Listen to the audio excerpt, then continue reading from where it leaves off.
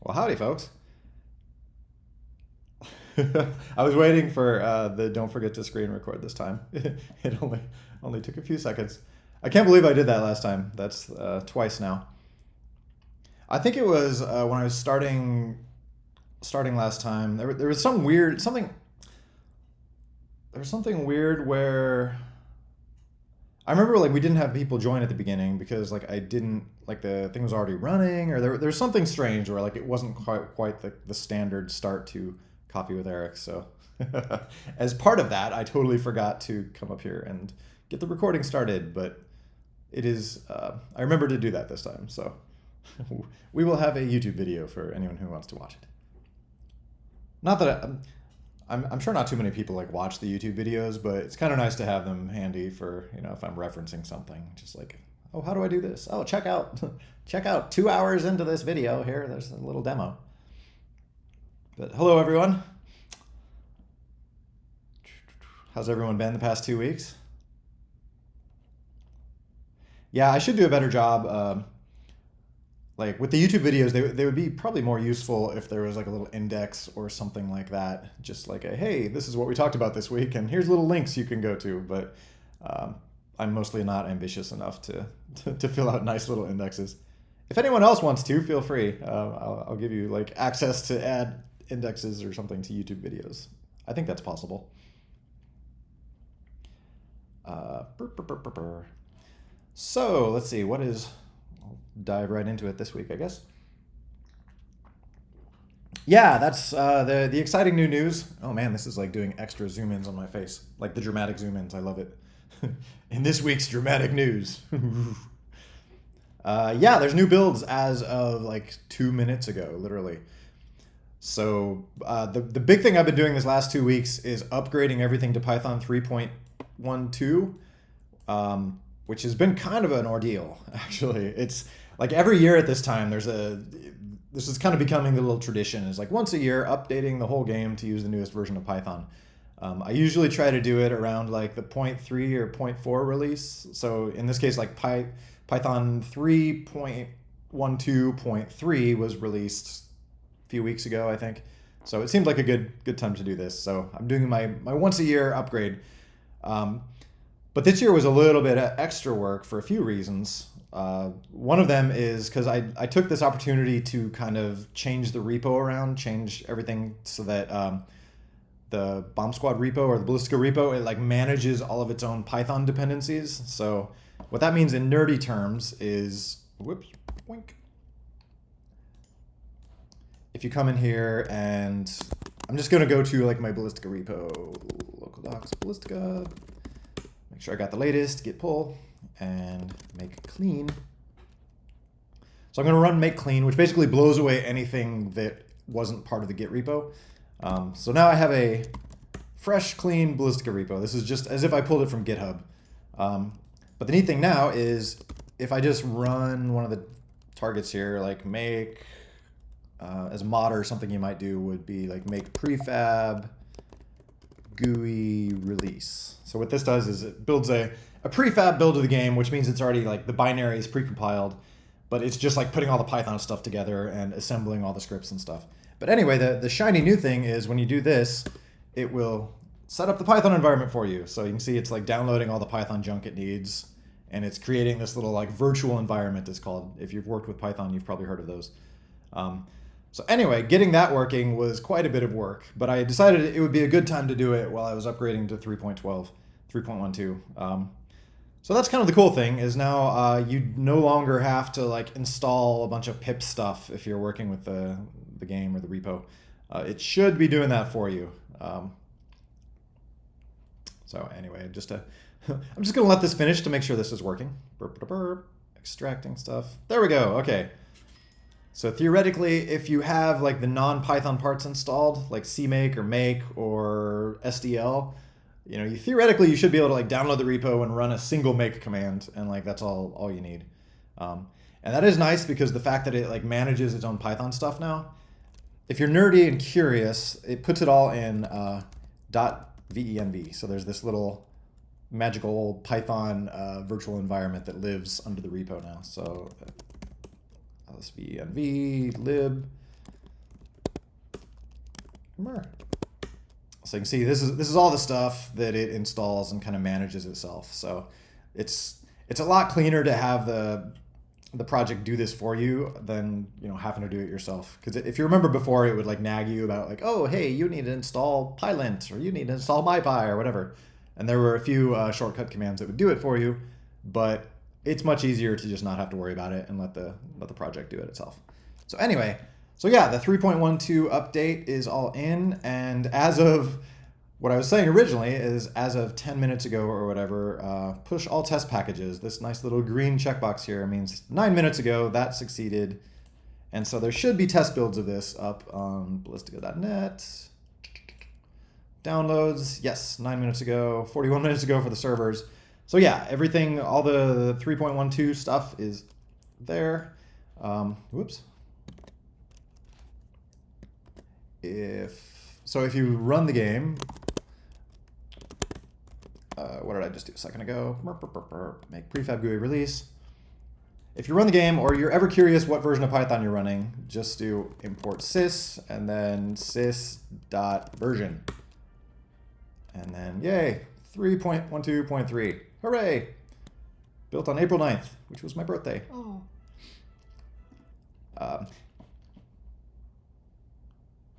What is the thing in this red color? Oh, that is super annoying. So this morning, before I was coming on here, I wanted to get all this stuff green. That's basically like my goal in life, is to have everything here be green. This is my like internal CI, my continuous integration server. So this is just a bunch of stuff. There's also like the GitHub CI. So I'm starting to do more with like the GitHub stuff, but this is my internal one. So I have these like full test builds which run once per day, and it basically does like a crap ton of builds. So you can see it builds like Android versions, Linux versions, Raspberry Pi versions, tests spin-off stuff, tests Windows stuff. The stupid Apple version is failing here for some reason. And see, even on the like Apple version, it tests like 10 different versions of it. So it's failing here, which is, it's supposed to be Python build Apple Mac. So it's supposed to be basically building a version of Python for Apple stuff. So I have it like test this once a week or something just to make sure I can rebuild Python if I need to. So I'm actually curious why this is failing, because I had hoped that this would go through. So you can see it's like downloading a bunch of junk to compile. And here, okay, requested URL returned error 404. So here it's trying to download Python. Ooh, this is weird. And so unfortunately, like the Apple version of Python, like the repo I'm using, is still stuck on 3.12.0. So it was unable to download this for some reason. Let's... Oh! Okay, so that actually doesn't exist. I guess 3.12.0 is no longer available on Python's FTP. Oh. So that means my rebuilds are failing.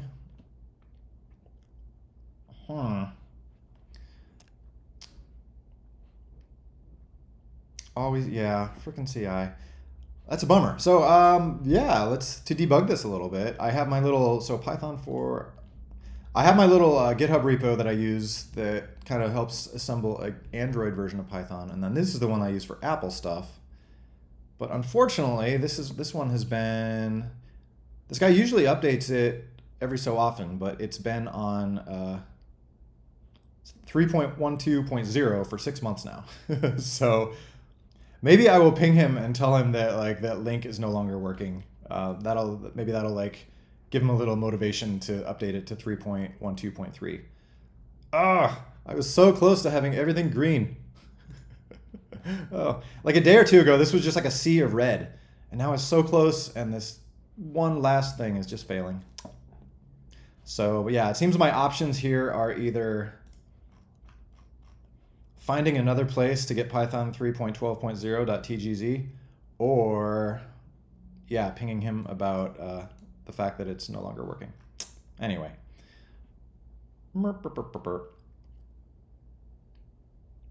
Hello, please give me some tickets. Oh, no, I can't do that. Well, I mean, we have contests or something. You know, you got to have like a reason to give tickets. You can't just hand out tickets.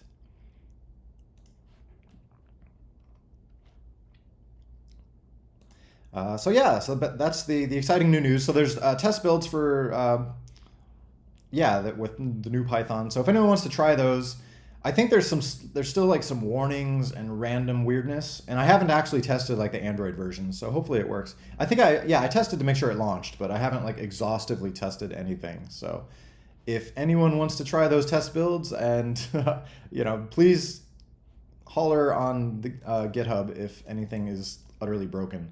My hope is that it's not. Like 3.112, this year's Python update, it's not actually a huge update, so it hopefully won't break anything in major ways. There's a few nice little things, like there's typing.override and some nice little like code additions. So it's despite being a lot of work for me this year, it's not actually like a huge change. So about workspaces. Oh, you're talking about like workspaces on here, like this? Is that what you're asking about? Like if anyone's not familiar with these, workspaces are just little places you can come and code stuff, and then it'll automatically sync to your game, so you can basically mod the game from this website here. So you can see all my stupid names here as I'm testing workspace functionality. But yeah, you just come in here and you can get a nice little editor where you can write some awesome Python code, such as test I think I was testing something here with workspaces to where like making sure like updates went through, and so I would just like add a single letter and hit save, and then add a letter and hit save. So it started out as test and it ended up as this.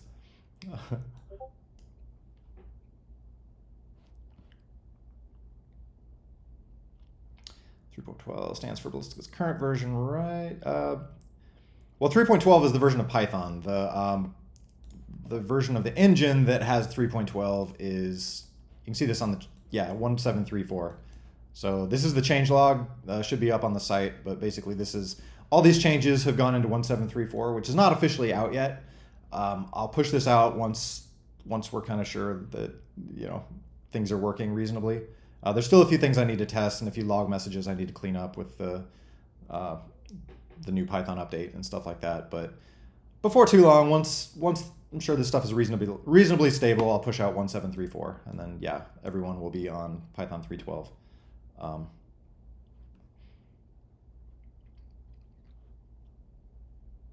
So what do you mean about in-game updates are going to be bug fixes and patches for a while? I mean, there's always, basically, I'm always supporting like the one latest version of the game. So 1734 is the, even though it's not out yet, that will be the one officially supported version. So with Python 3.12, I try to keep older versions of the game working. Like if you're still running, you should still be able to connect to most servers, even if you're running like a 1.4 version of the game, which is pretty ancient right now. But I'm not like issuing updates for 1.4 anymore or anything like that. I can't even rebuild 1.4 these days. It's like archaeology. Trying to put that thing back together would be like a major pain. But yeah, there will always be bug fixes. The latest 1735 will be out, I'm sure, in a few weeks with bug fixes. I got a little bit, I shouldn't say sidetracked. Like this is something I need to do, like update Python and stuff once a year and just, keep the project moving forward. So it's kind of a necessary evil, but I want to get back to 1.8 now, like the asset package stuff, wrapping that up and getting that out the door as soon as possible, which is still close-ish.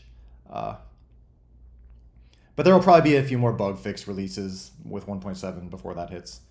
In general, I'd like to, I always prefer to keep stuff releasable, so I can, add 1.8 features into 1.7, just not activate them yet. I'd prefer to kind of be rolling out 1.7 builds as long as possible. I don't want to get into a situation where it's like there's no updates for like months and then suddenly one big update. I know that happens sometimes, but I like to avoid it. Don't get sidetracked. A few weeks equals a few months. So yes, all these little things get in the way. I was slightly on vacation this last week too, so that slowed me down a bit. It was like kind of a half vacation. My lady and I went to Hawaii. Never been to Hawaii before. It was a lot of fun. So I spent like half my time coding and half my time hanging out at the beach, which was great. But yeah, all this stuff does take time. Pictures, show pictures. Oh, do I have pictures? Let's see. Do I? Maybe I will. I will show pictures in a roundabout way, if I can find them here.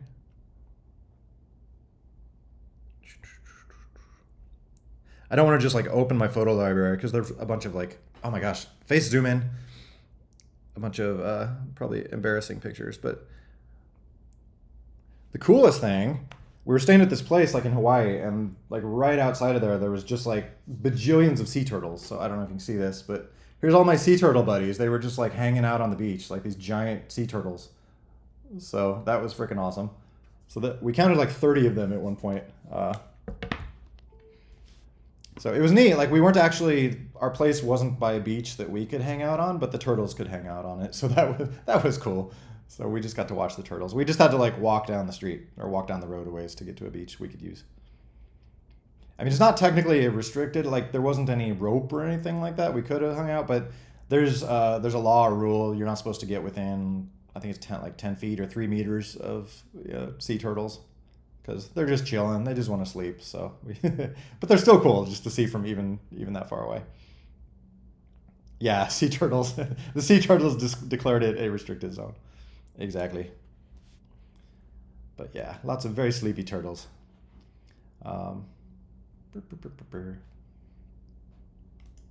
Camera doing its work incorrectly, or correctly.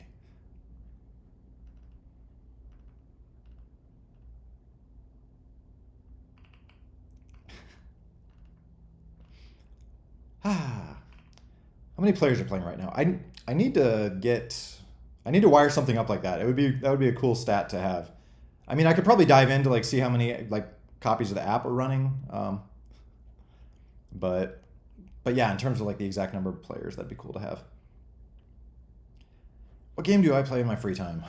I haven't actually been playing any games lately. Probably the game I've played most in recent history is probably Mario Party on my Switch. And that's usually just when people are over. You know, if we have like a person or two over, we'll play Mario Party. I don't know. It's fun. A little local multiplayer on the couch kind of thing. And I did play Bomb Squad with a bunch of my old relatives recently. You know, we used to... You've probably all heard the story, but like Bomb Squad started as something that I just like made to play with friends and family and stuff at like family Thanksgiving dinner get-togethers and stuff. So... a bunch of my family was on kind of extended family was on a ski trip a few months ago, so we got a big Bomb Squad game going for old time's sake. It was fun. So yeah, I'm sure. I don't know how many people here are like new versus regular, so I apologize if some of you have probably heard the same old stories like 45 times. But hopefully the new people haven't. Oh, yes.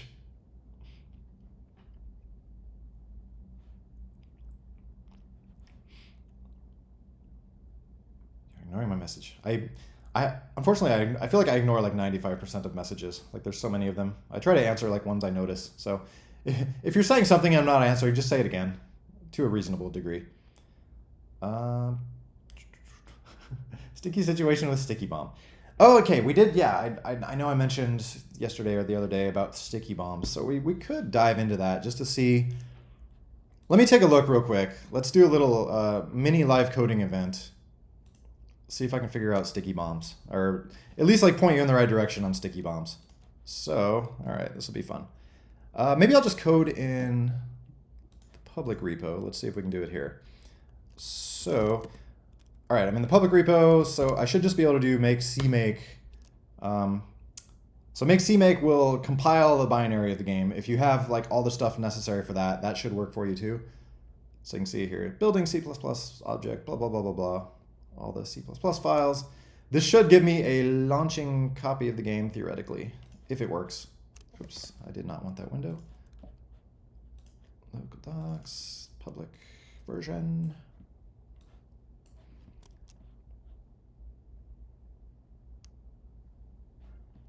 Or scroll up. Wait, did I miss something? Or scroll down? I mean, honestly, like any of this code I'd be messing with, I could do it in the private repo. It's more like I'm doing it in the public just to make sure that it works. It's like dog fooding kind of. Like honestly, the private repo, the only code that I can't really like show publicly is, I mean, most of it I could probably show publicly. It's not going to hurt anything. There's a few like security keys and things in there that I shouldn't, but basically the only stuff would be under, let's see, like the C++ stuff under BA+. That's kind of like where all the non-public stuff is. But there's not really too much of that. So everything else is public. There's just so many old people gifs today. I'm feeling old. No, I don't feel old. I feel young at heart. You just have to remind me certain things since I'm getting old, like, start recording the stream. All right, sticky bombs. So for anyone not familiar, I believe, correct me if I'm wrong, but the issue is if you have a sticky bomb stuck to somebody and then like you teleport, the sticky bomb essentially stays stuck, and so it like whiplashes things across the level, right? Or whiplashes them across the map. And the reason for that is a sticky bomb is basically like when it sticks to something, it basically creates a little like string or spring constraint. So, you can think of it as like you're attaching a rubber band between those two things. It's a really strong rubber band, which, makes the sticky bomb like stay very close to whatever it's on. But the problem is if you then teleport one of those things, that rubber band is gonna, it's still there and it's gonna like cause some crazy problems, like shooting things across the map. So my thought is, I can't promise that we'll find anything, but maybe we can, add a little bit of logic where like if that rubber band gets stretched too far, it just breaks or it, doesn't work. I think that's kind of what it does anyway, though, is the only thing. Is like basically sticky bombs, like if they stretch too far, that's when they go away. Like, so when you're like whipping around, the bomb is kind of like, you're stretching that spring out, and if it stretches enough, it will break. So I'm a little bit curious, like why it's, snapping for that moment when it gets stretched out because of a teleport.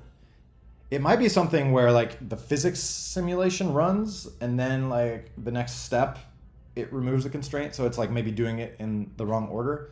So I'm not sure. I'll have to see if that's something that we could easily fix without like ruining a bunch of game logic. Okay, let me see if I can find a situation where... The tricky part for like testing this stuff is, finding a situation where it's easy to, test sticky bombs.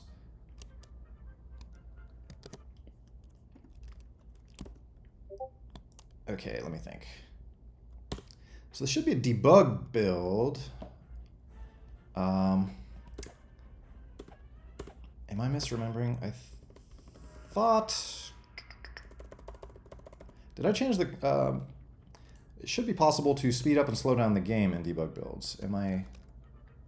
Oh, there's a sticky bomb. Okay. Okay, all right. Anyway.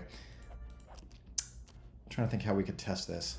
Might not be a matter of testing it. Maybe it's just a matter of showing you where it is in the code.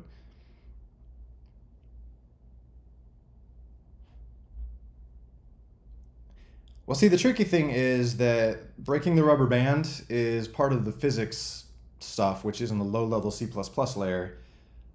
Teleporting is part of the Python layer, which is basically like, telling a node to move over here, telling Spaz like, hey, be here now.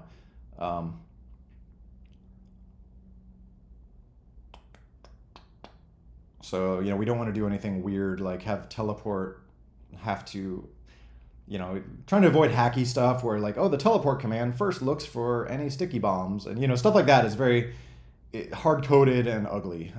So it's like, I'd rather things just like behaved correctly. Yeah, we'll just have to see or behave correctly by themselves without having to like add logic to the teleport command to like look out for sticky bombs. You know what I mean? Like that sounds like bad coding, when you have to get it like that specific on stuff. So it'd be great if the rubber band functionality could basically just say like, oh, hey, I need to break now because I'm stretched out. Just a matter of like if we can make the conditions have that happen. Okay, anyway, first off, let's find where the rubber band stuff lives. So source, this is all in scene v1, which is all the existing game logic. So it'd be source Ballistica scene v1 node, I believe, right? Where does sticky bombs live? That would be like a I guess on the prop node, right? Because all the bombs are made out of prop nodes. So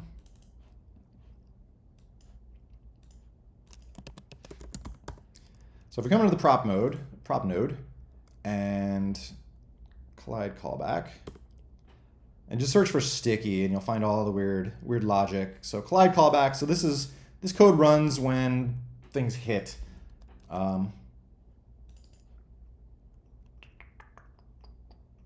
And so like what this code is probably doing is just like establishing that spring. And yeah, you can see here that's happening. So joint ID, djoint, create fixed. So a fixed joint is in the rigid body system. That's just something that holds two things together, which is essentially, kind of a spring, a very stiff spring. And then yeah, here you can see it's like setting basically spring parameters. Ew, ugly hard-coded values. If we're sticking to something with a small mass, then we set certain spring values. Otherwise, we set other spring values. Ew. This is one of those things where like this is not like the right way to do it. This is a little bit like hard-coded, and hard-coded is bad. But there's no way I'm going to change this now because that would have massive repercussions throughout the game. Slight attractive force. Huh?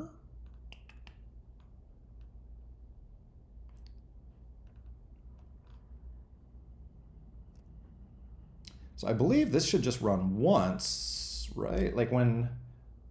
So I'm curious what this is about. This is literally probably 15 or 20-year-old code. So, or maybe 10-year-old. I don't remember like when sticky bombs got added. But yeah, I don't know why the attractive force... Maybe it's like squishes them together a little bit.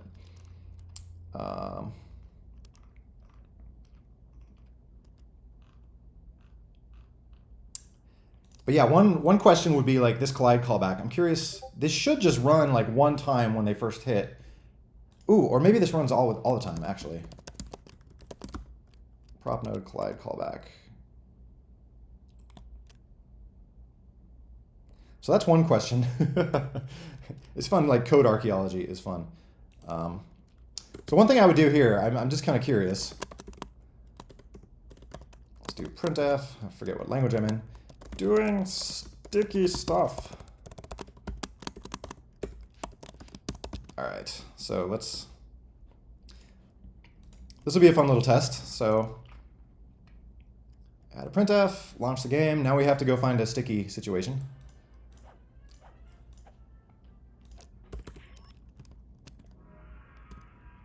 So since, see, normally I speed the game up right here. I'd have to check why that's not working. Because debug build should let you like speed up and slow down the game. I do that all the time for testing things. I would just like speed up the game right now. Sticky bomb! Okay, apparently this is running constantly. Doing sticky stuff. Lots of doing sticky stuff. All right, well, that's questions answered.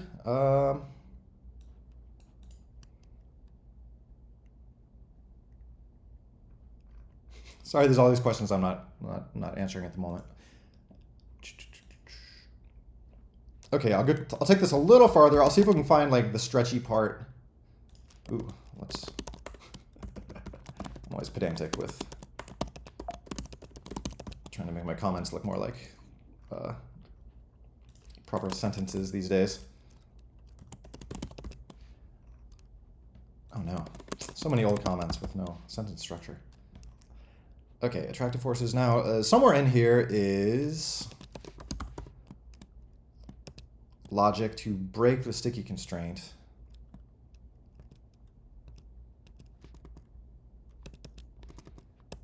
Okay, why am I not seeing that?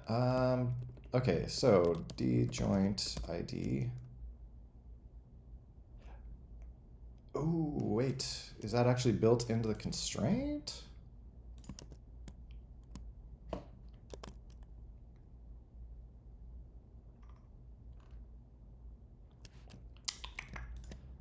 Fixed spring mode.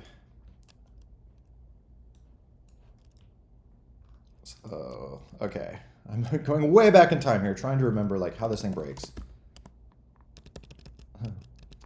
Not that kind of break.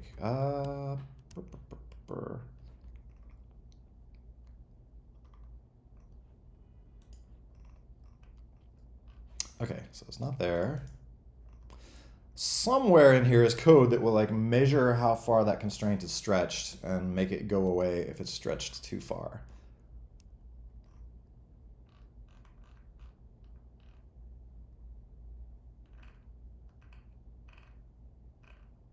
Now, where on earth would that be?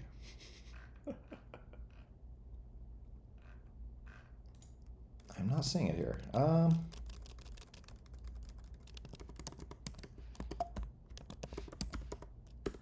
So, okay, yeah, this is very odd.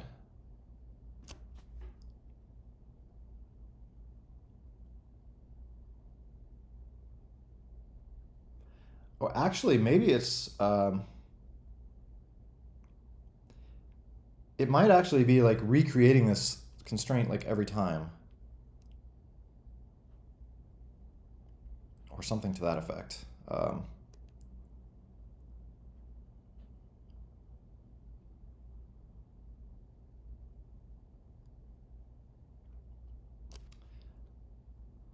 Because if that print ran every time, that means this code is running every time. So that means every time through it's creating a new joint, but then does it destroy the old one?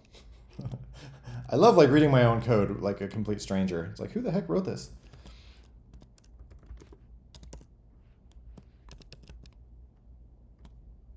Oh, okay. Oh, sorry. It's all coming back to me now.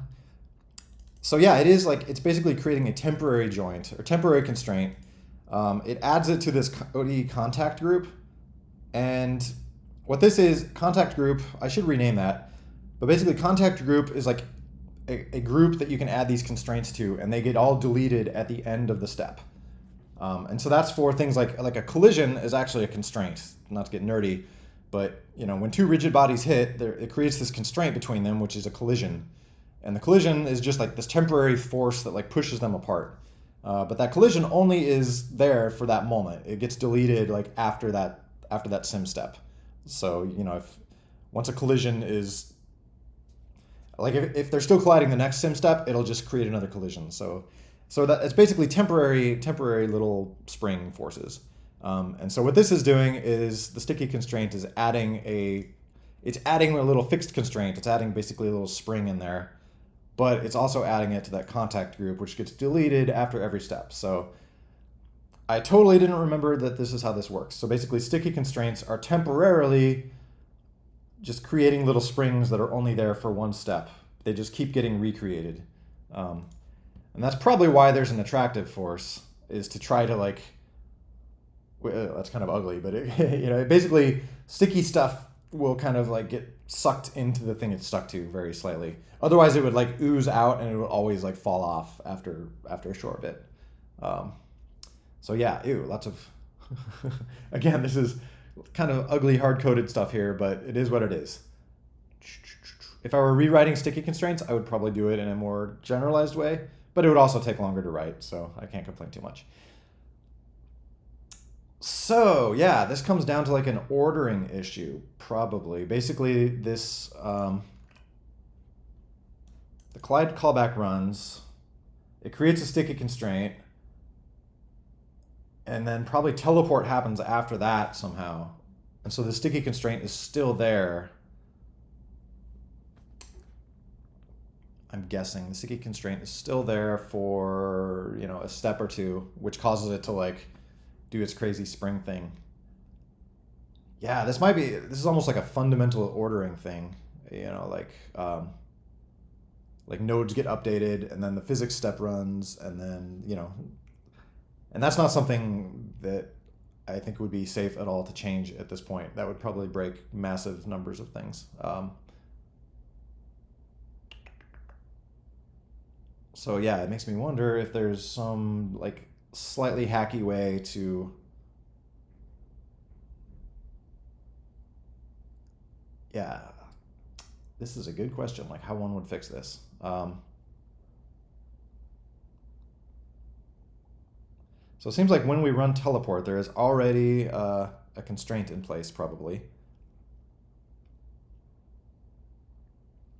Ugh. Yeah, this is a tricky problem. Okay, I feel like this probably would require digging more deep into like the order that stuff runs. If I were taking this further, I'd probably throw some prints in there. Be like, okay, have a print like when the teleport happens. Have a print like when the sticky constraint is. I could put that print back in here, like, oh, it's creating sticky constraints, creating sticky constraints. Maybe you could print it with like the time or something. So then you'd probably be able to see like, okay, creating sticky constraint, then teleporting, and then maybe even like a print when it clears that contact group or something. But yeah, I am not quite sure like what the best solution here would be. And yeah, again, I'd probably just have to understand more, add those prints to try to understand like why that sticky constraint is still there after the teleport. But anyway, I feel like that would be probably excessively dry to go into all that right now, so I won't make you guys suffer through that. But anyway, hopefully that gives you a little bit of idea of what's happening with sticky constraints if you want to debug things further. It's one of those things where I feel like it's probably not safe to make huge changes just to try to fix that one issue, because it's probably going to cause 10 other issues, But maybe there's something we could come up with in terms of maybe some smart way to, or we could even add like a command like delete all sticky constraints on this node or something like that, if that would be possible. Anyway.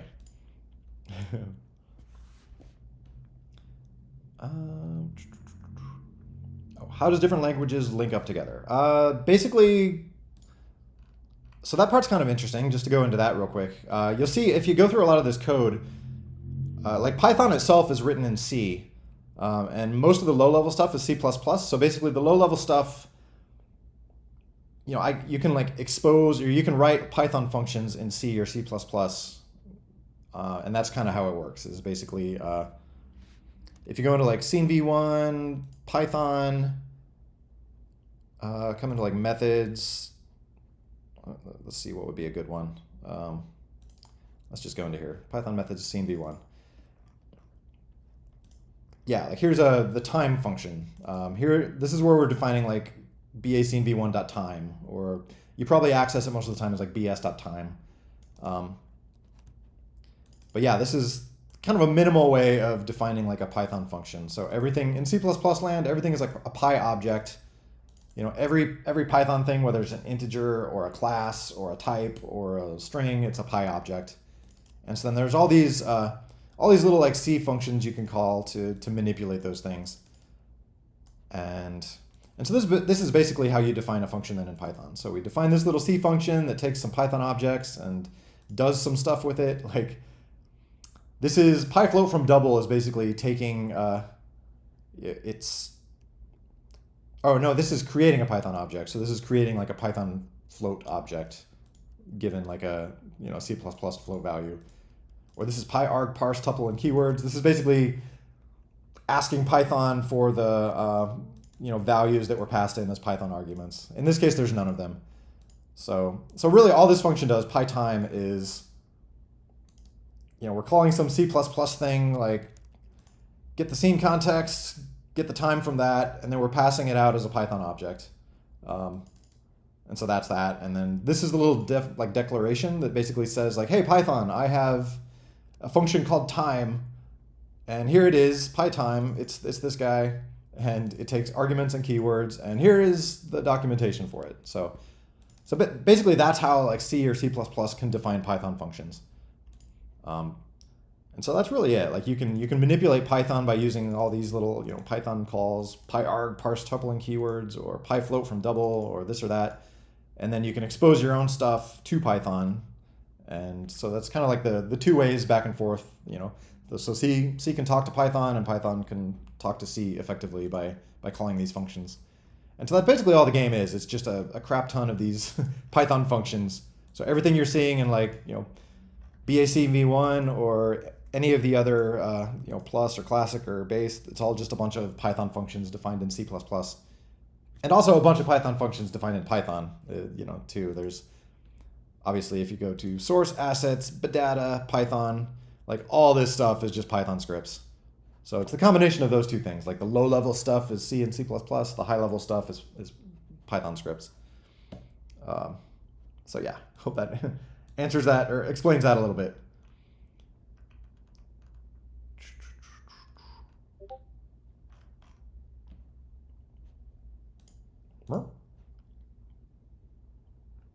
Geometry wrapped textures. Oh, that'd be interesting. That might require some kind of hacky work with the graphics engine, depending. Which, yeah, I feel like that's a lot. I shouldn't go into the graphics engine too much right now, but it's all here if you want to play with it. It's all OpenGL at the moment. Well, though it's abstracted, but it's yeah, graphic stuff would be source, Ballistica. That all lives under base graphics. Yeah. So there's the GL specific implementation there, but I mean most of it is like graphics server, graphics.cc, stuff like that. So yeah, it's a bit of a mess. I do want to take a polish or a cleanup pass on that at some point. I'd like to implement like a metal version or a Vulkan version of the renderer, things like that. And also just clean up the one that's there. Like it should be a lot simpler. I feel like it is, you know, it's reasonable for what it does. It's a very simple graphics engine, but it could be like easier to work with in terms of coding and stuff. So I'd like to do that at some point, but that's not really like a high priority thing right now. Like my biggest priority right now is, you know, getting 2.0 out the door, which is, you know, even if the graphics engine is not touched before then, like that's okay. Like there's not, you know, there's no huge limitations on the graphics right now, I guess is what I'm saying. Well, I should say my first priority is 1.8 out the door, and then, you know, 1.9 and 2.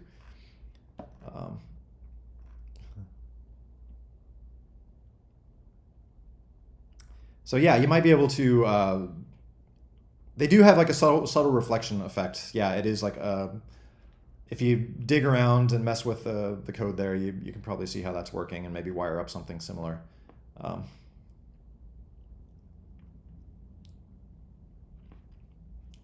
So yeah, another thing I'd love to do, I'd love to get it more, you know, make the graphics engine more open-ended so people could like make their own weird modded ones with, I don't know, cool ray tracing or ambient occlusion or, you know, something like that. Like I'd love to, yeah, just make that more possible to experiment with and like add your own flavor to things, or someone can make like a cartoon renderer or something like that. Just trying to think of, for the next iteration of it, like what would be a nice way to structure things so that you know, people could kind of take it in different directions, as opposed to like right now it's a little bit hard coded for like the look it has. But yeah, that'd be great if you wanted to mess around with different kind of shader effects or something. That leads into other questions though too, in terms of if there are other renderers, like if there's, you know, some way we can have one shader code format that would work on OpenGL and Vulkan and Metal and stuff like that, you know, through a translation layer or something. I don't know. All this stuff gets complicated, but yeah. Okay, stop asking for tickets. I'm not giving you tickets.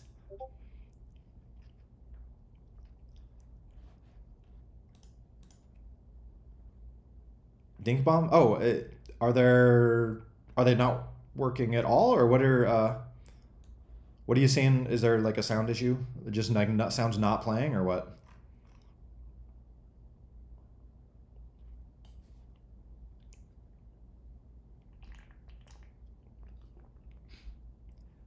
It's interesting with this stuff. Like I try to set up.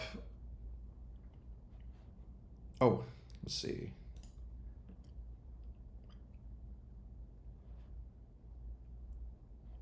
So like impact sounds aren't working, or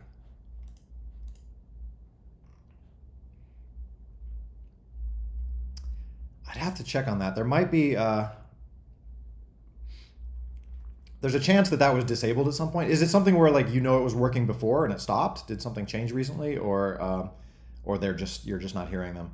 I know when I first wrote like the sound stuff, you know, I calibrated it so there'd be like impact sounds and rolling sounds and scraping sounds, like different sounds playing depending on like the physics. But I think it might have got out of whack at some point to where maybe some of them aren't playing or aren't playing loudly enough to hear. I'll probably be revisiting that at some point in the future. But yeah, there's a chance there are sounds in there that are just like not audible, or maybe the volume is so low, or like the physics is, if they're driven by physics, like maybe the floating point range for like the impact speeds like it's miscalibrated or something. So maybe they're all playing at like very very low volume. There are a few sounds that I just disabled though at some point. Like once I put everything in there, like playing around with like a single bomb rolling around and bouncing and stuff like that, and try to make the sounds kind of do reasonable things. But then in some cases, once you scale that up to a game with like 8 players full of action, it turns out to just be like overwhelming or just too much. So there's probably a few things where I just turned off particular sounds. So that could be what happened too. It's been long enough, I don't remember specifically, but there's a few options.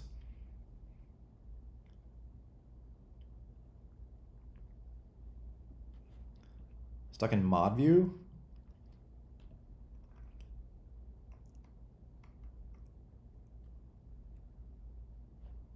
Pre-ragdoll BS characters turned off in C. What do you mean pre-ragdoll? Like different like variants or? Oh, right click a person and press mod view. Ooh. I'm not gonna do it if you got stuck in there for 10 minutes. So, but I'll believe you.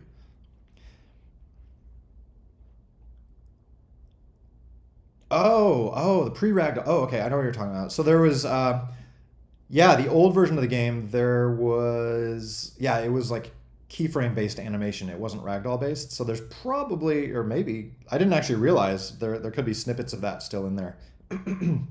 I thought I ripped most of that code out, but yeah, there could be some vestigial remains. It's like dinosaur bones just hanging out. None of that stuff works anymore, though. That hasn't been working since before 1.0. That was as history, like the old like keyframe animation version. That was like version 0.6 or 0.7 or something like that. That was just I played with my friends. It was like not even a released version. So as part of like cleaning the game up and releasing it way back in the day for 1.0, like the ragdoll physics stuff, that was one of the big features I wanted to get in there for 1.0. So yeah, the keyframe stuff has not been supported or functional since before then. So yeah, plus it relies on like BAM files, .bam, which is ballistic animation or bomb squad animation at that point. And those files are all gone. So yeah, unfortunately none of that stuff is functional if it is still in there. If you do see it, if it is in there, we should rip it out. So if you're like, can you point me to any of that stuff or?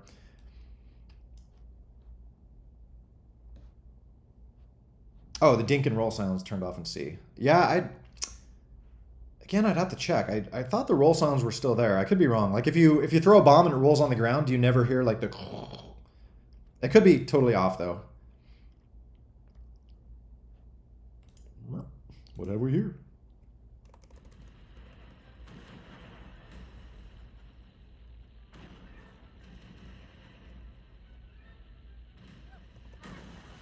I'm trying to hear roll sounds now.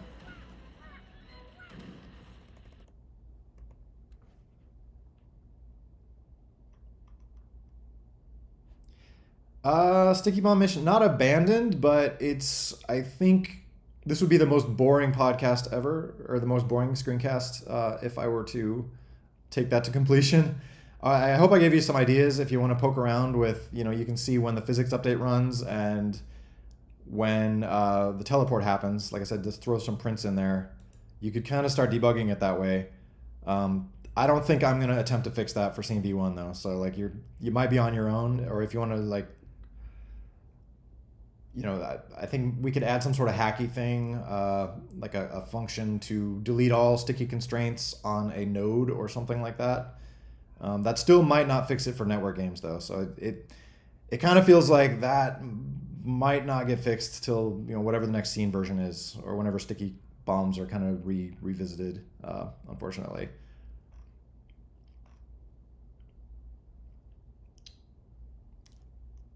Yeah, so it's a bummer. It does seem like everything has their quirks though, just their little things that are just unfixed bugs or unfixable bugs. Like I said, if you have any ideas for hacky ways to fix it, like delaying. One thing might be, the teleport. we could delay teleport by one sim step or something like that. I don't know. Maybe there'd be some effect there. Yeah.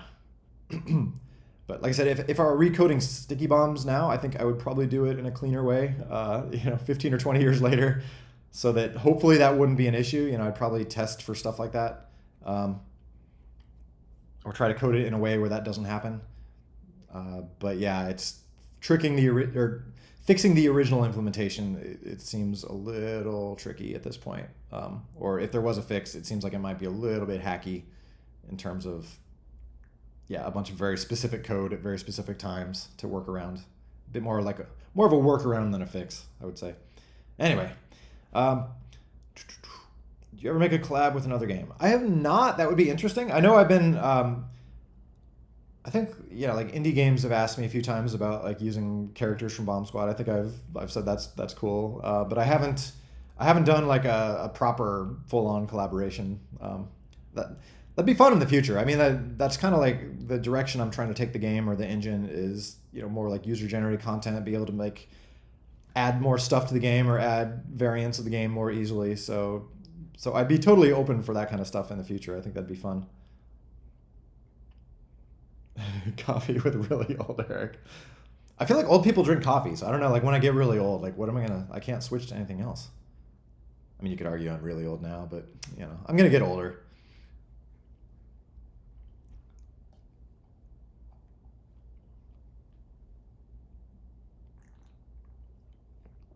For only past 1 hour. I will have to bounce a little early today. I do have like a Zoom meeting thingamajigget in 1 hour, so I'll have to. I can't let us run over today, at least. Oh.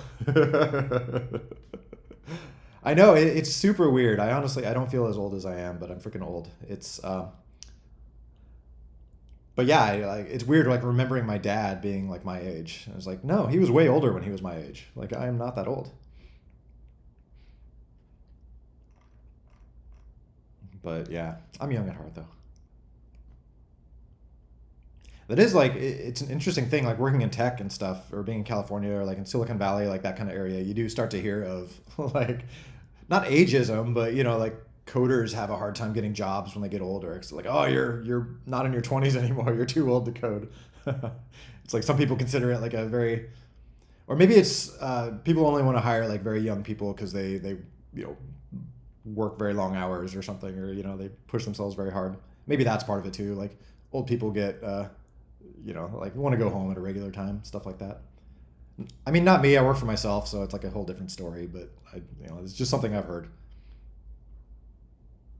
Yeah, it is possible to be a father when you're 23. I mean, technically, when you're 15, it's like if you're getting technical. But yeah, so I don't know. I could have like adult children by now, which is weird.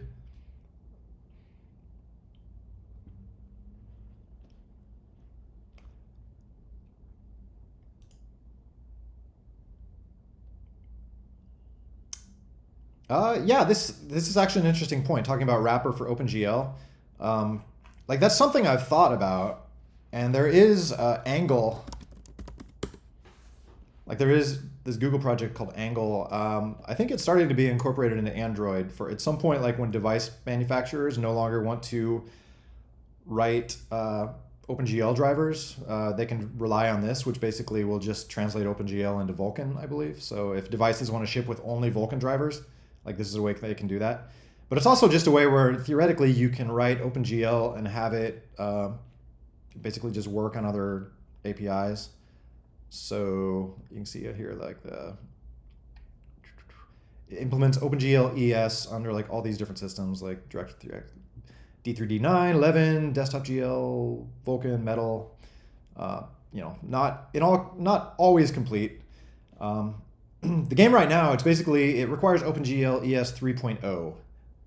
It used to be 2.0, but as of, I forgot, one of the 1.7 updates, I revamped the graphics massively, and now it simplified it in a lot of ways. It used to be relying on a lot of like weird OpenGL extensions and stuff, which is like this weird complex network of dependencies. So I cleared all that out, and now it just uses basically out of the box OpenGL 3, ES3, or Desktop GL3.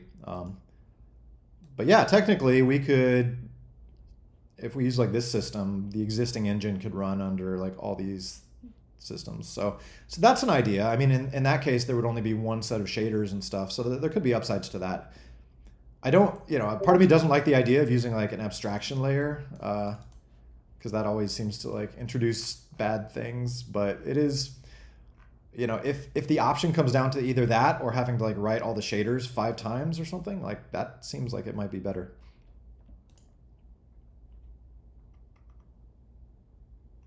But yeah, if someone wants to like mess with the angle stuff, I mean, you could get Bomb Squad running under angle, and I don't think it would be too hard. It'd be, just to see what that would open up. I mean, there is that part of me that just wants to make the graphics engine simple enough that it would be really easy to re-implement it in Vulkan or Metal directly, though. It's just a question of shaders. Like, how can we write shaders in a way that's, maybe it's just, I mean, right now the shaders are decently simple, so maybe rewriting them a few times wouldn't be the end of the world.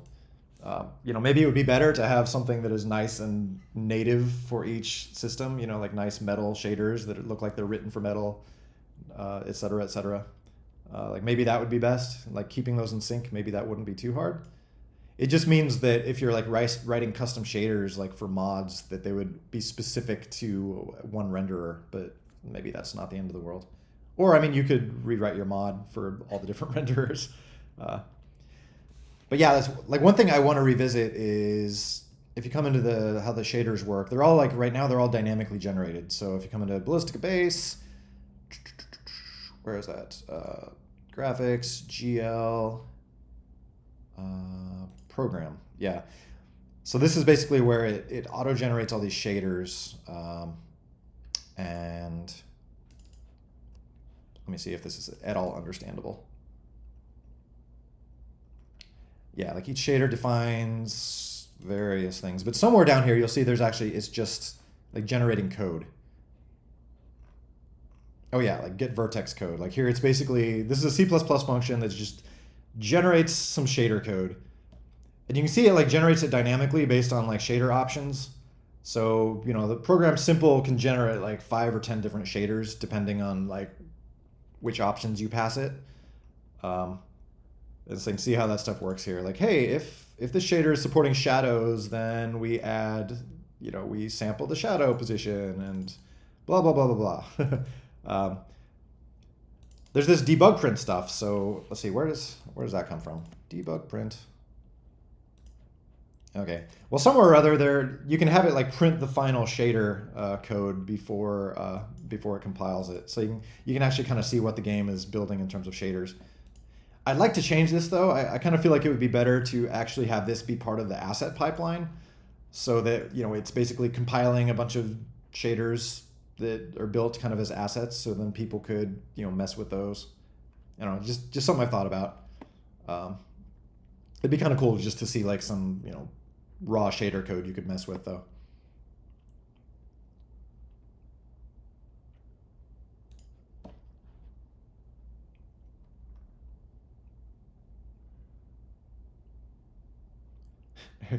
How to keep your face like a, wait, what? Face in the, oh, like just this? Like I'm just being super janky here and using QuickTime Player with, it's hooked to my camera. It's like a capture window and then just throwing the capture window up in the corner. There's probably better ways to do this.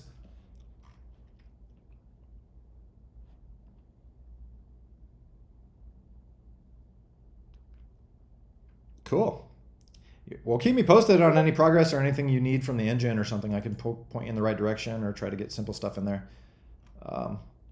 Yeah, I definitely want to encourage or support cool graphicsy remix stuff.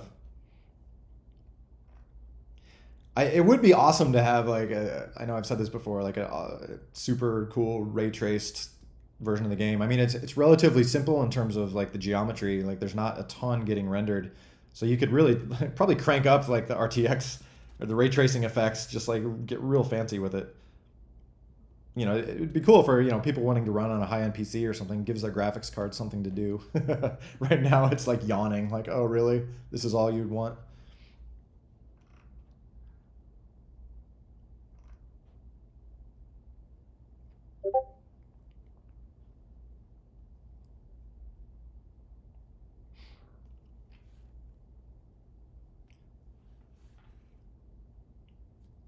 What do you mean by rasterization? What in what? Oh, okay.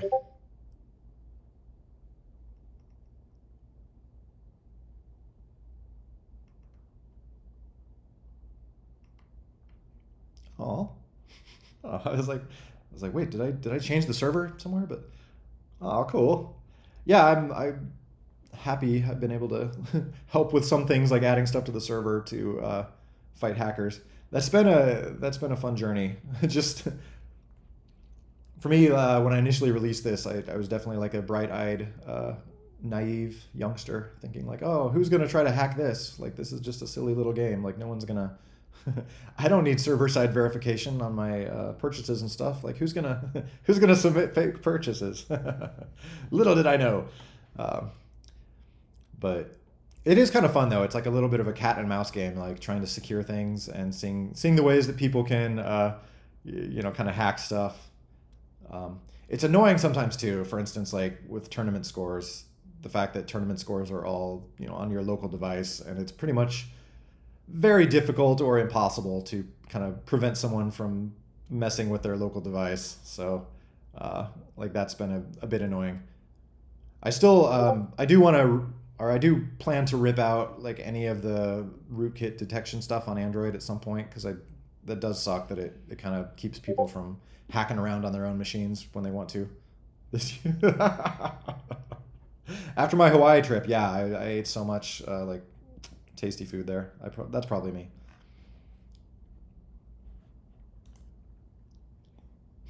Oh, I didn't see that. Oh, yeah, that is totally. Exactly. That's me right in front of the turtles, just dancing for the turtles every day.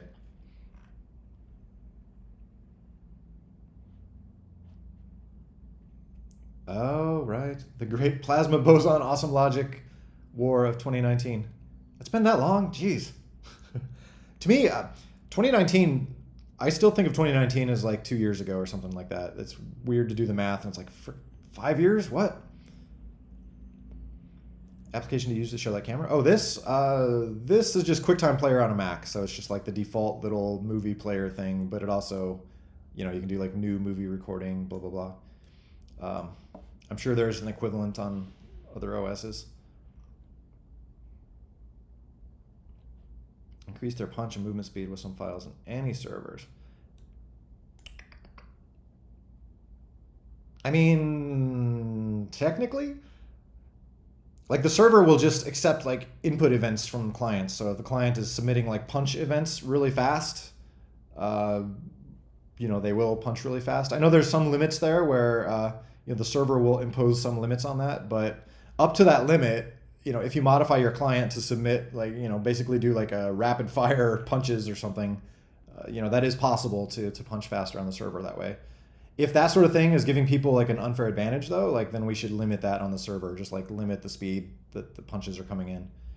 It's really tricky because it's like, in some cases people might actually be pressing punch that fast for a short period, so we don't want to prevent real people from entering real input. Uh, so it sometimes can be tricky to differentiate like what is likely, some like rapid fire mod, and should we disallow that? Or what is just somebody who's had a lot of caffeine is pressing punch real fast?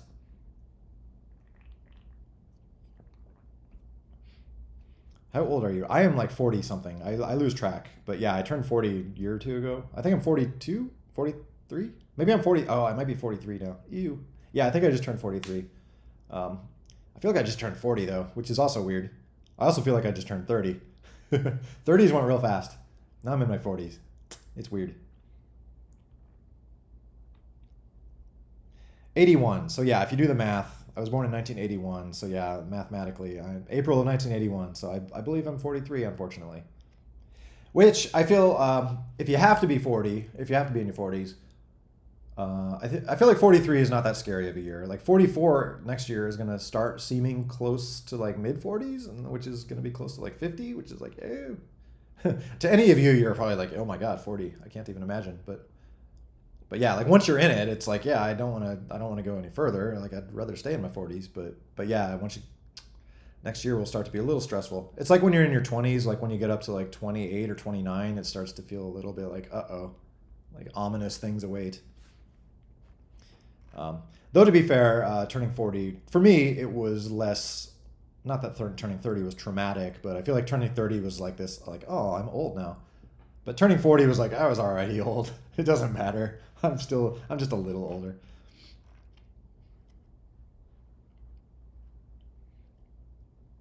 So anyway, yeah. What's this? What about loading sounds and textures? Like, what are you asking? Or can you elaborate on that? What did the turtle do wrong? What did the turtle do right? I think you mean.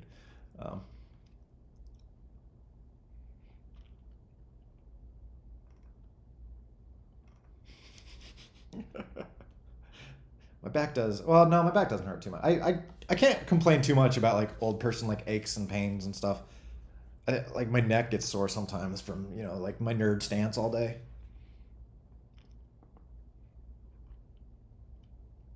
Well, say away. Feel. You don't have to ask if you want to like chat say something in chat here. Oh, you have your own server that has own texts and sounds. So that is basically the big focus of 1.8 is to be able to have like your own asset packages that people joining your server will automatically download. So that is, I don't want to give an exact time, but it's coming up very soon, 1.8. So you'll be able to do that soon.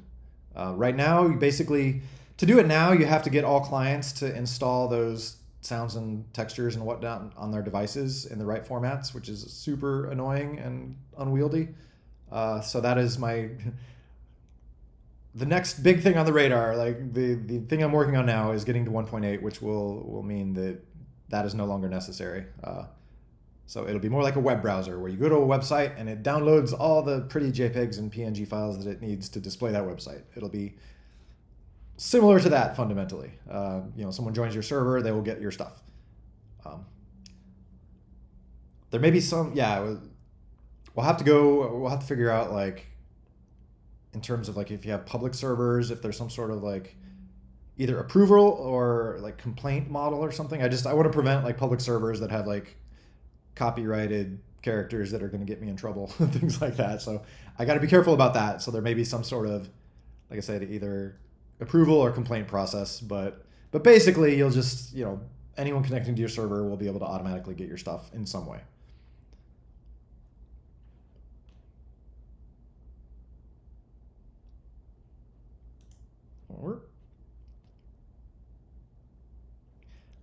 Do Bomb Squad server hackers even exist? I mean, I'm sure people are hacking to whatever degree that is possible. And so, like I said, things where, maybe you have your client is submitting punch commands to the server faster than most people can, stuff like that. If you call that hacking, that stuff is possible. But I mean, in general, the server is God kind of. So like the server can, ignore or filter anything coming from the client. So it should not, it shouldn't be like movies where, you could just like hack into the server and change anything you want like that. If that's possible, I messed up real bad. And I'm not aware of that being possible. But yeah, to the extent that like the client can send, that set of commands that they can send, technically you could write an AI bot that would like drive your local character and send those commands to the server, and you can be this unstoppable machine of death. So it's like technically you could hack in that way by you're not violating any server rules in that case. So it's hard to say like what you consider hacking, but something like going into the server and like changing memory and changing your score on the server, like that should not be possible unless somebody's server is set up really badly and they have like open SSH access or something. And if anyone, if you see anything like that happening, please let me know, because that's, that should not be possible. Or executing Python code on the server, like that should never happen. So if it does, it could mean someone wrote a server mod that is malicious, or it could mean, who knows what it could mean. But if you ever see anything like that, please let me know.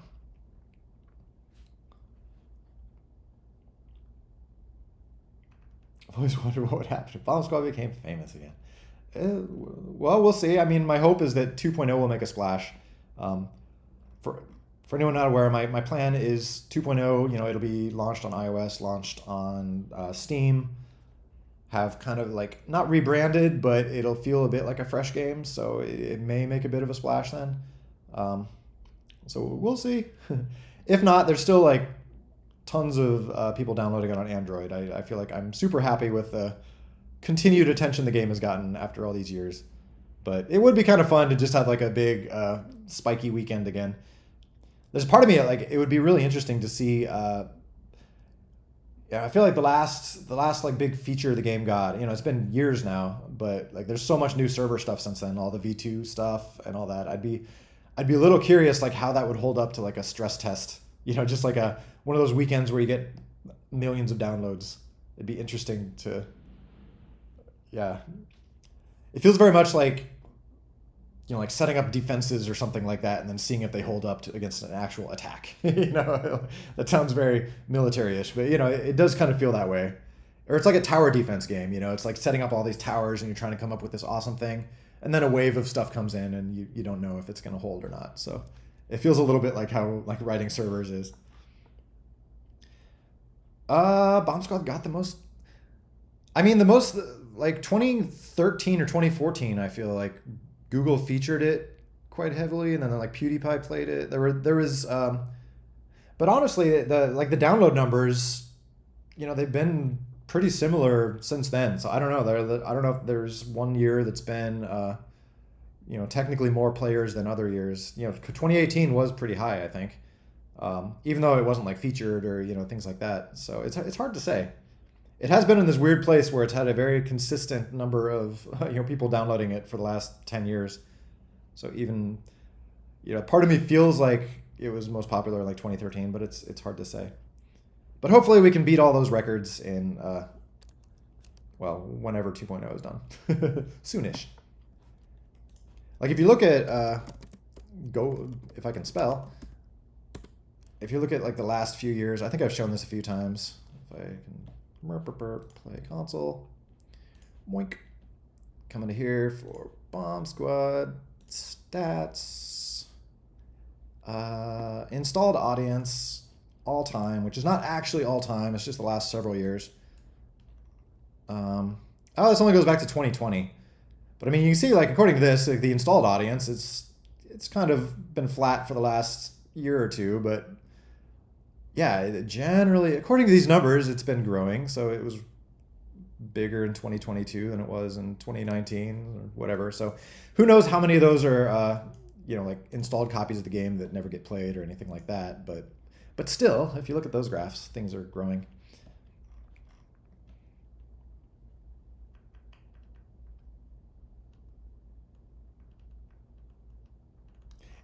It is weird though, like to have this game that I've been, you know, it's just kind of been my thing for so long, and then, you know, hearing people say like, "Oh man, your game really affected my childhood," or stuff like that. That always makes me laugh. It's like, what? But I guess it has been out for, you know, more than 10 years, so I can understand that. Someone who played it when they were like a young teenager or something is now in their 20s. It's kind of crazy.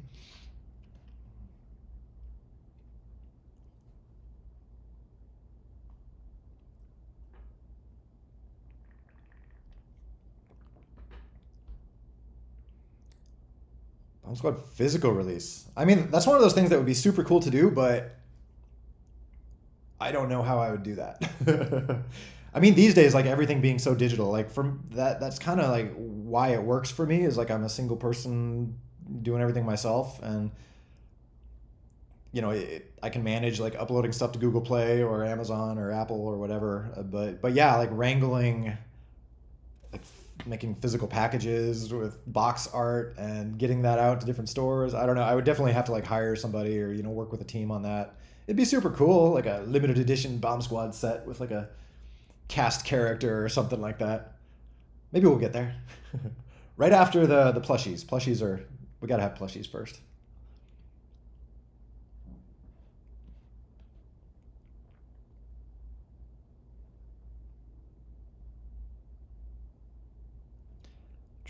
Merch. So there's a limited amount of merch. I always point out, I feel bad it's limited to a number of countries, but if you go to ballistica.net, if you live in one of those countries, you can go to merch.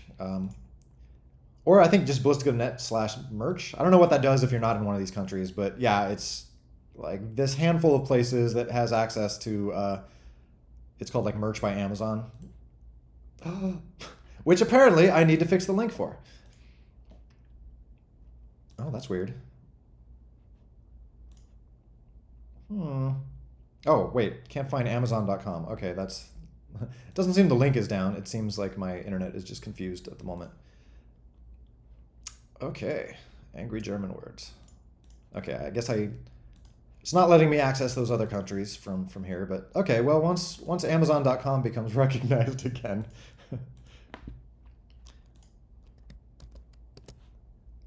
Let's try another browser. Maybe the DNS lookup is will be fresh there. All right. Yeah.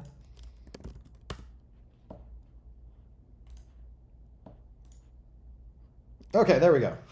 So anyway, yeah, there's some merch stuff on the Amazon site, mostly shirts and things. But yeah, that's unfortunately the extent of it at the moment.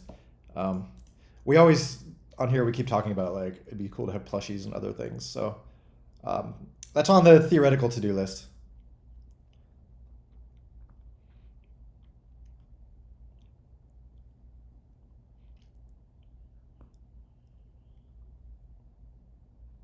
When we attract the girl. Yes. I need to sell like a bomb squad themed like baseball bat so you can beat away all the women that come after you when you're wearing the bomb squad shirt.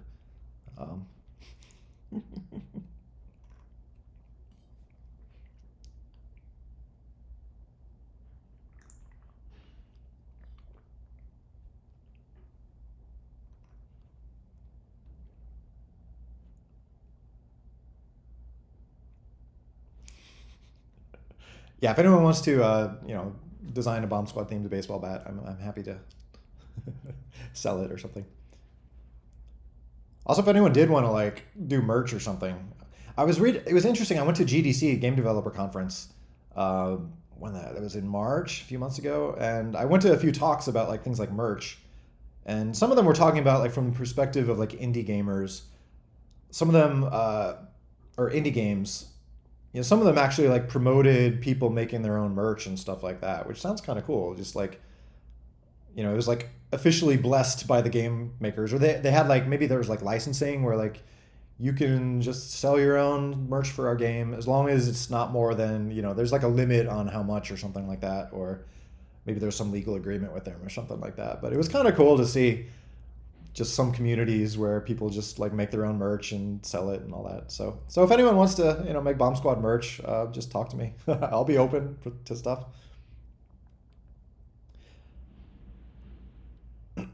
Yeah, sorry if I'm not. I need to come up with a. Need to come up with like rules in terms of accepting people on the stage to talk or something. Not that I'm trying to like hog the limelight, but there's been a few times where people like won't stop talking, or it's a little bit like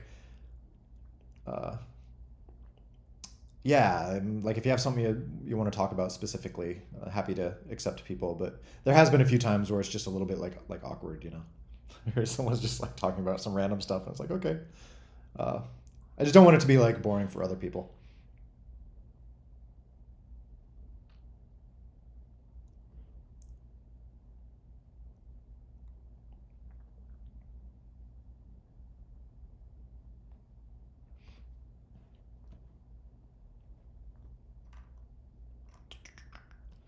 But yeah, spamming is probably not the best way to get get an invite.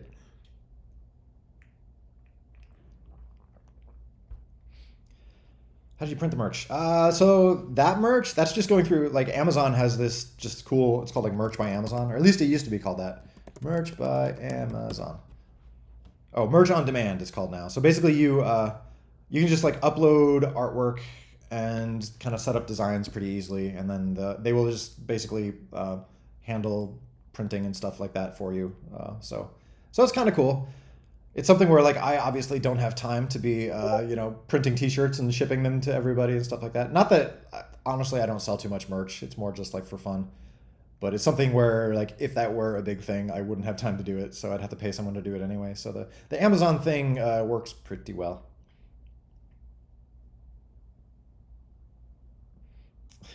Yeah.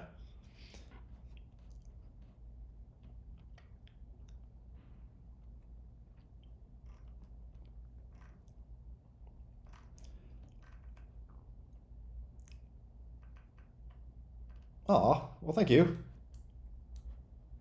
No, I do appreciate it. Like anyone, I mean, I want the game to be something where people will, buy the in-app stuff because, it's fun or they enjoy that. But I know some people do it just as like a thank you or like to support me. So thank you to anyone who does that also. And you remember? Yeah, I have a number of shirts and things like that. I was wearing a few to GDC, like wearing a little Bomb Squad shirt of mine. um, I should I should get some new ones. Just like I like bought one of each of them when I set them up just to like make sure that they looked okay and all that. Just kind of like to test them.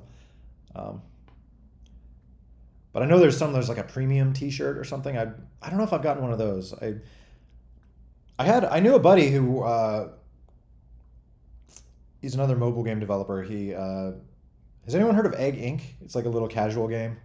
He made Egg Inc. anyway, but before that, he'd made a game called Zombie Highway, and I got like a Zombie Highway shirt from him, and it was like the most comfortable T-shirt I've ever had. And so I wore that thing constantly for like 10 years. I unfortunately lost it somewhere like this last year, and I was so bummed. My Zombie Highway shirt is lost, but man, I like there's something to be said about like a nice comfy T-shirt. So I I need to try that like premium option on the Amazon stuff to see if it's actually like good comfy T-shirt because I don't know. I feel like a good comfy T-shirt is rare, like one you wear for like 10 years.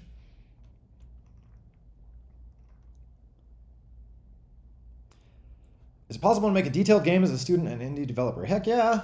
Um, I mean, that's what Bomb Squad was for me. It was like I was a student when I started.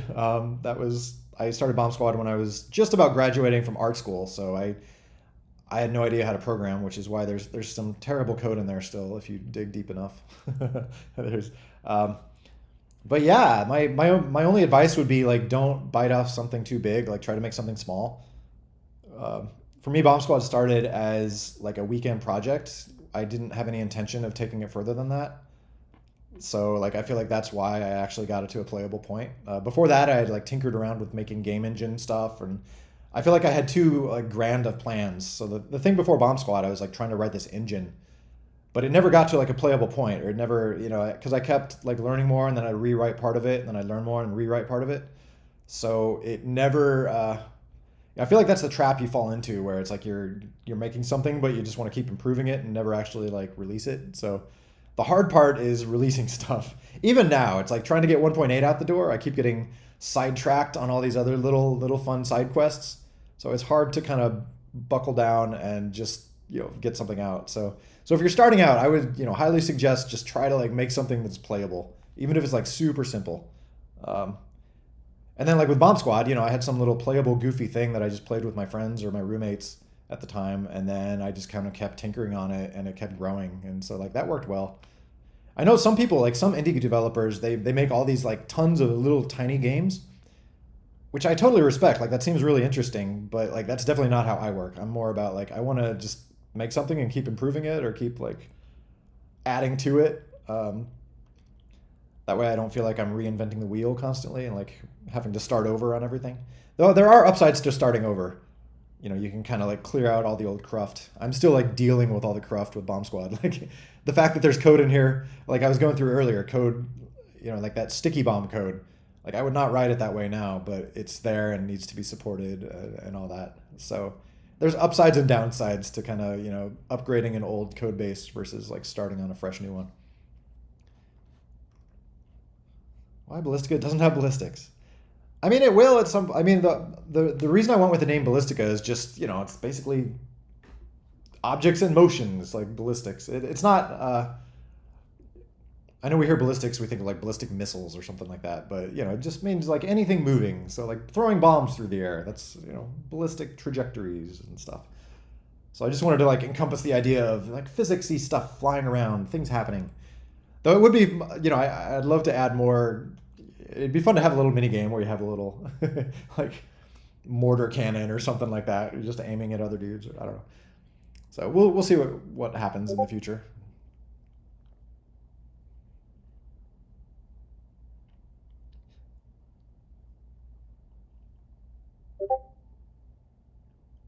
Did you have to pay for your own merch? So with the Amazon thing, it's basically I forgot what the percentage is. You get some percentage of each sale.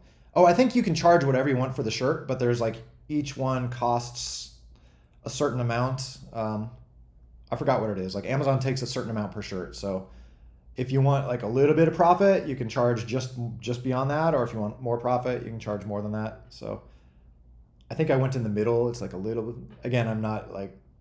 I think the merch sales for me, it's like a rounding error, so it really doesn't. Ooh, I'm getting cool little automatic things. Let me try that again. All right, yay! OS features that I don't know how to use.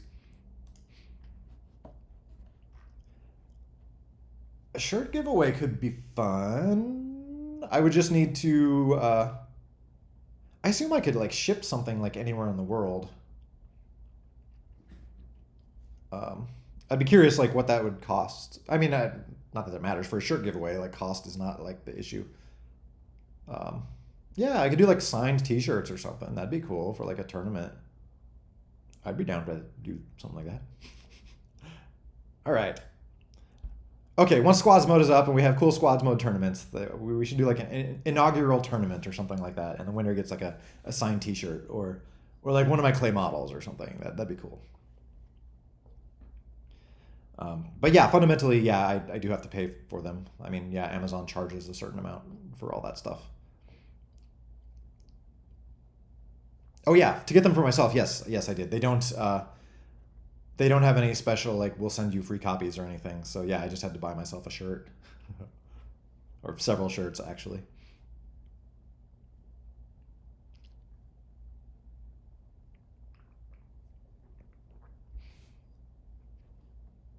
Show us a clay model. Okay. So here is one of them. Here's I only have a few. Unfortunately, I didn't keep them all, but yeah, here's Bernard the bear. So janky little simple clay model. Oh, it's like zooming in on Bernard. Dramatic Bernard zoom. But yeah, everything is like it's interesting. The earlier characters, originally I was like sculpting them with different colored clay and stuff like that, trying to just make them look more complete. But eventually I've evolved to just like use plain old gray clay, and then I just color them in Photoshop. Since like the colors have to change anyway in the game, I found like it's much easier to do it that way. Just sculpting gray clay, I can like clean up stuff in Photoshop or whatever.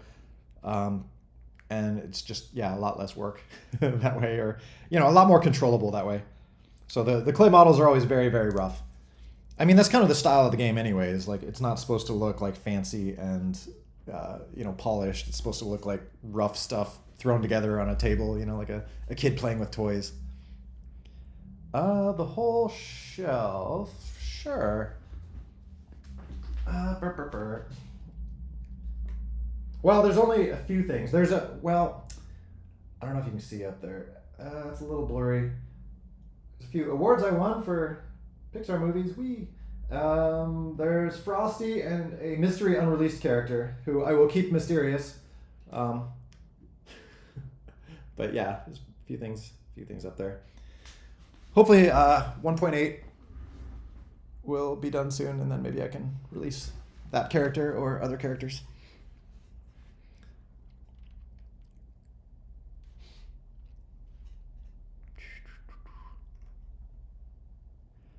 Were there a lot more players active during COVID? I'm not sure. I mean, I showed you that graph where though that's starting to be even like after COVID. Well, that's a good question. I am curious if that's the reason for that spike or something. History. Let's go back to where we were. Stats. All time. I mean, COVID would have been, I guess it's hard to kind of tell. COVID would have been like here. So I don't know, there's been like a slow spike from 2021 through mid 2022. I don't know how, that's almost like after COVID. So I don't know if there's any correlation there. But yeah, like most of COVID, it seems kind of flat. I was kind of wondering if that would lead to a spike or anything, but who knows. And then, yeah, it's been mostly kind of up and down flat since then. It'd be cool to have another one of these spikes. I don't know what that was, but it seems nice.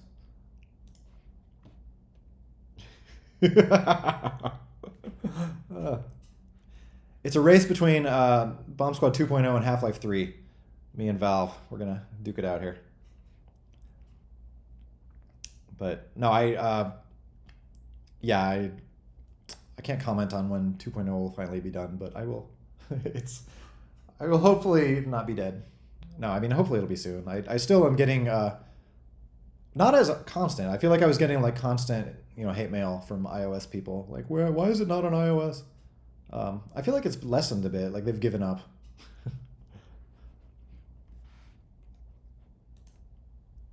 Oh, right.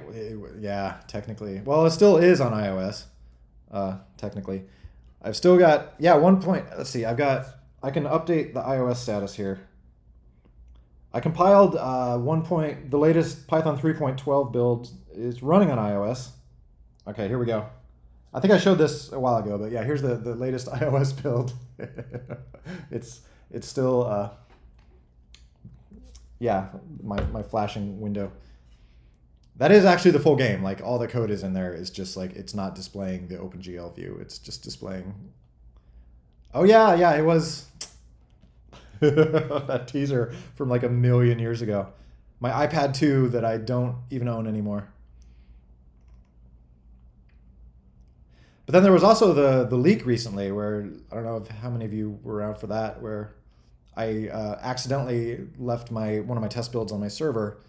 You crafty folks got a hold of it and got it working on their phone. So that was kind of cool. But yeah, let's look at this. This is oh my gosh, that was 2 apartments ago at this point.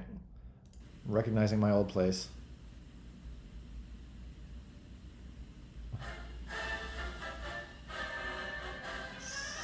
It was like Bomb Squad 1.3 or something. Oh wow. Okay, now I'm just embarrassed. That's so long ago. I'm so sorry.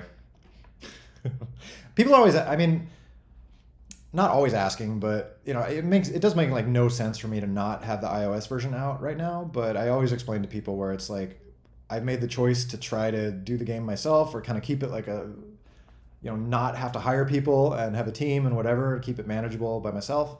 And so at this point, like having it on iOS would basically just like double my support costs of like trying to fix bugs and things like that. And I already like there's more people on Android than I know what to do with. So it's like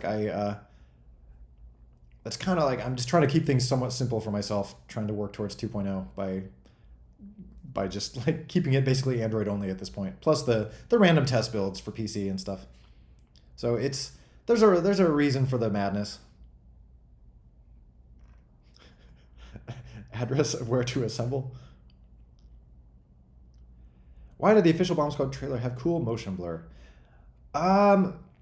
That was, I believe I recorded it at 60 frames per second or something like that. And then I just ran an After Effects filter to basically like bake those extra frames down like as motion blur. So it's kind of fake motion blur.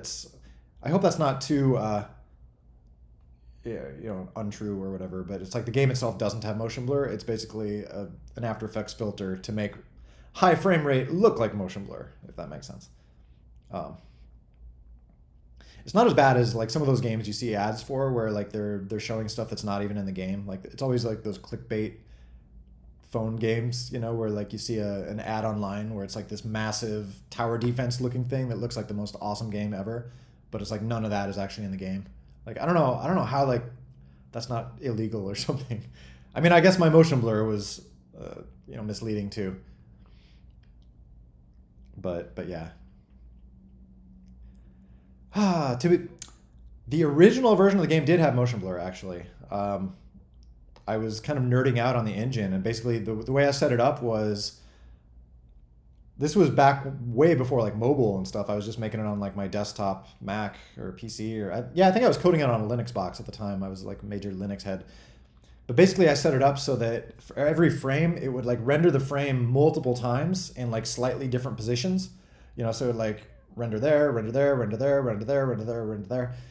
And then it would like combine all those, you know, let's say it rendered each frame 10 times or whatever it had time to do. It would render it like 10 or 20 times, and then it would combine all those into a single frame. So you get like really nice motion blur.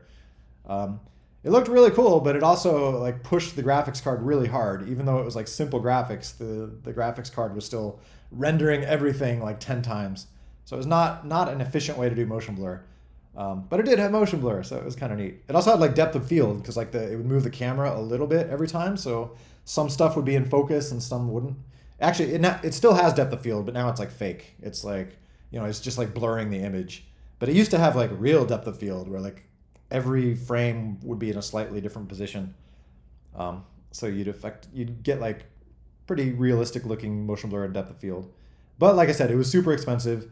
If that version of the graphics engine was running right now, it would like destroy your phone. Or, you know, it would suck your battery dry at epic speeds. So there's good reasons to not do motion blur that way.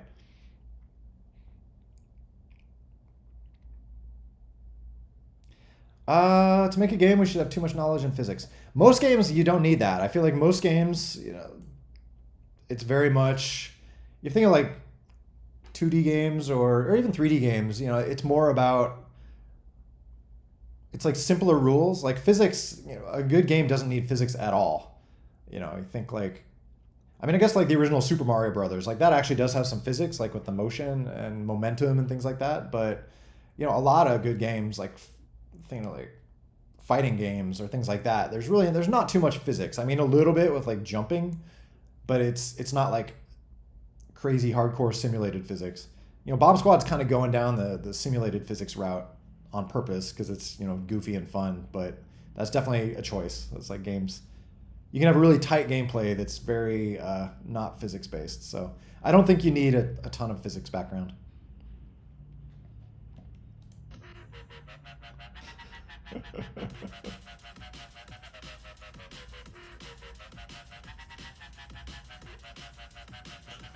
Nice. Whoops. Encore. Ooh, Reshade. No, I have not. That'd be fun to play with.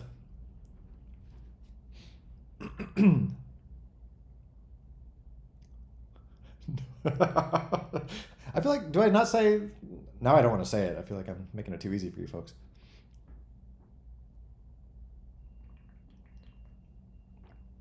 But I feel like I say that in like normal conversation, so I'm surprised it hasn't come up here more.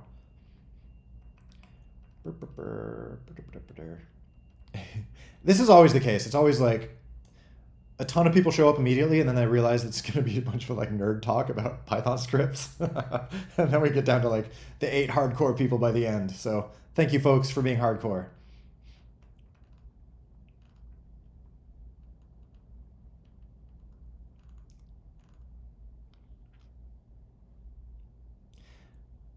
I think I was talking about this. We ever assemble a development team? Maybe.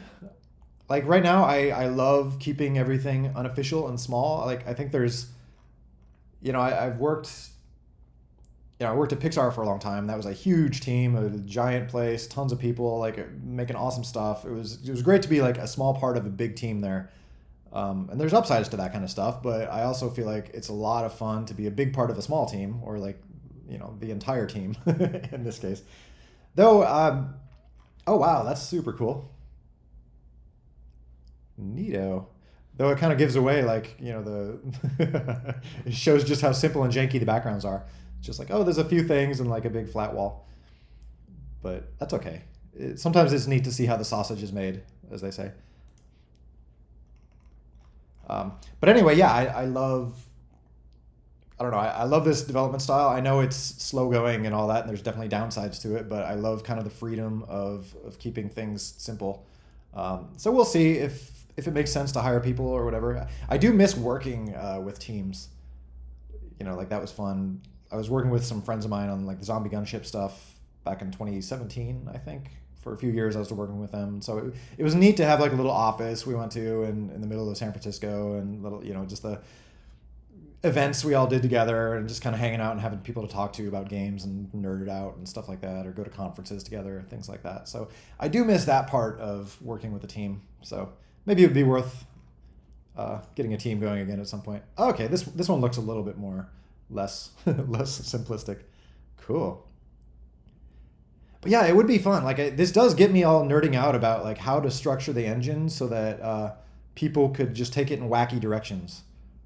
You know, just I don't know, like characterizing everything as like, okay, this is a solid object. Make sure to draw it as solid, or this is a smoke, or I don't know, like just some way where we could like have a high level description of stuff on the graphics layer, and then the renderer itself could like take that in different crazy directions.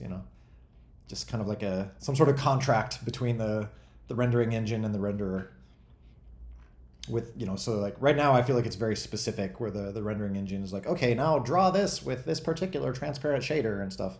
But could it be like more generalized, where like, okay, this is a mesh that should look like smoke, or something like that.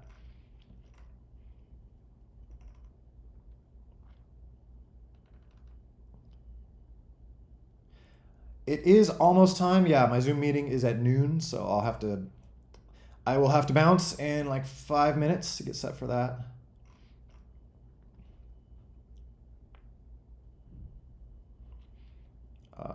No, ooh, that's cool. So is that just like combining the,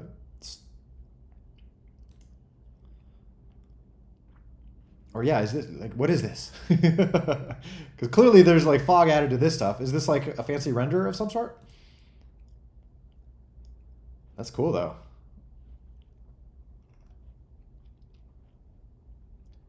Oh man, there's so much graphic stuff that would be fun to play with.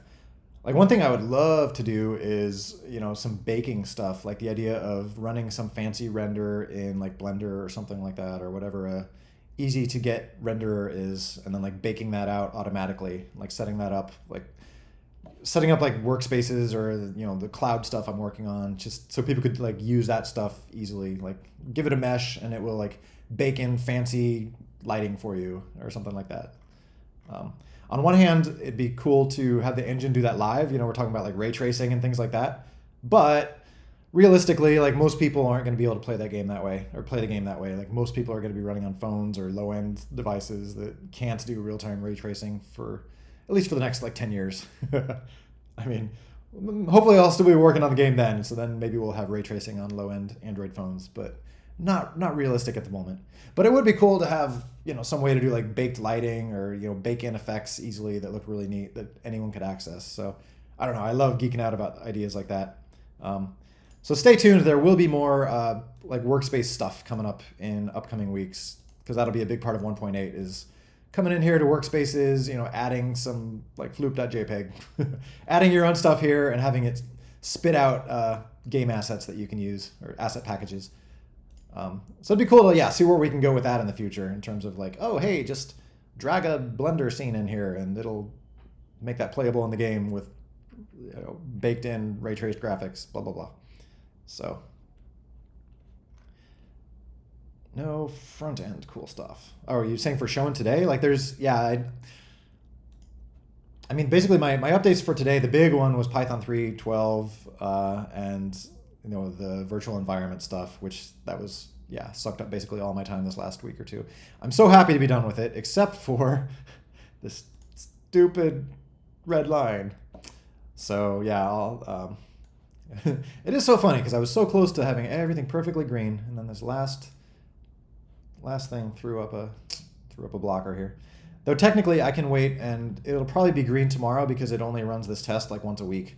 So if it doesn't run the test tomorrow, it'll probably be green. But I'll ping the Python Mac guy, see if he can get an updated build. So yeah, OCD moment. It's true. I almost feel like you have to be kind of OCD for programming and stuff like this, or it's like, yeah, a big part of my day is just like wanting this stuff to be green. It's just embrace the OCD. Just like, no, it's red. I must drop what I'm doing and spend 2 hours tinkering on this thing to make it green. I would love to have a Halloween event. Yeah, it sucks. We've only had Christmas and Easter events for many years now. But yeah, Halloween would be like the perfect opportunity. Maybe this upcoming year. I mean, 1.8, if it better be done by then. Like, if it's not done by then, I am a failure at life. But yeah, that would be great to be able, hopefully we can just upload some, or, have some downloadable characters and things like that, or maps and such for Halloween. Because yeah, that would be the perfect opportunity. There's something like monsters and just fun little things. Ooh. Oh, that's fun. So many different styles happening here. That's cool though.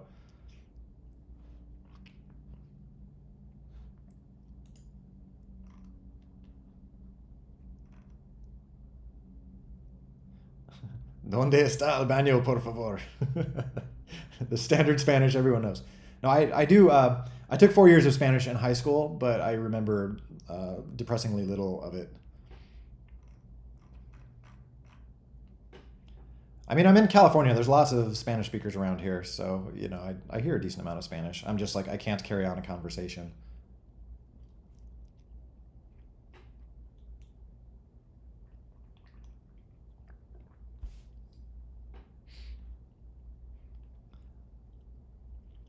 All right. Well, on that note, I probably got to get going. Got to get ready for my little meeting-y thingy-majigget.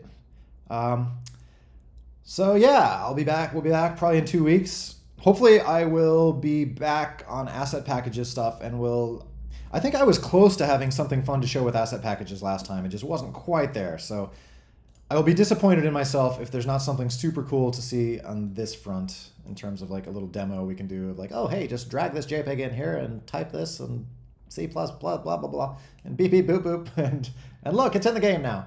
So that's my hope for next time is we'll have a little asset package demo, but we will see. In the meantime, I gotta get that red line green. That's gonna bug me until I do. So anyway, it's been fun, everybody. Yeah, we will have a lovely video of this tomorrow since I remember to record. And yeah, just ping me on, I'll be hanging around a bit on Discord if you have anything to ping me about or whatever. 1.8 when? As soon as possible. I really hope within a month or two. We'll see. But yeah, it is getting close. Like the asset package stuff is like that last little thing. There's so much that's gone into the 1.7 series. We're down to this last little part. Anyway, whoa, that's cool. I want to see more cool like map mods next time with like, yeah, all these different feels, like foggy, spooky feel, hell, et cetera, et cetera. So anyway, all right, folks, been fun. Catch you all next time. So peace out.